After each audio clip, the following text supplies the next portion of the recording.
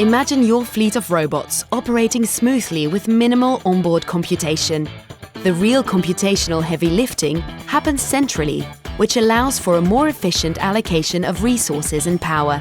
Cost-effective and energy efficient, this centralized approach enables seamless sharing of information across all robotic agents. However, this system hinges on one crucial factor: a robust connection.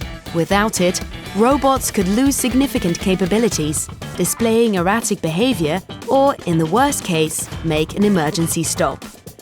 Let's explore our innovative solution to this challenge. First, we used a state-of-the-art private 5G network to substantially reduce delays in the server-robot connection.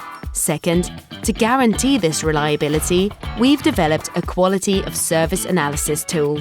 This tool automatically measures network performance throughout your facility, creating a detailed heat map. With this heat map, we can identify and address areas with poor connectivity. Now we can ensure no robot ever goes offline. Our path planning algorithm dynamically guides robots away from these low connectivity zones, navigating through your warehouse with optimal safety and efficiency. The result? You can centralize your efforts in areas such as AI, LLMs, and learning algorithms while managing and upgrading your fleet of robots. This is the future of robotic navigation.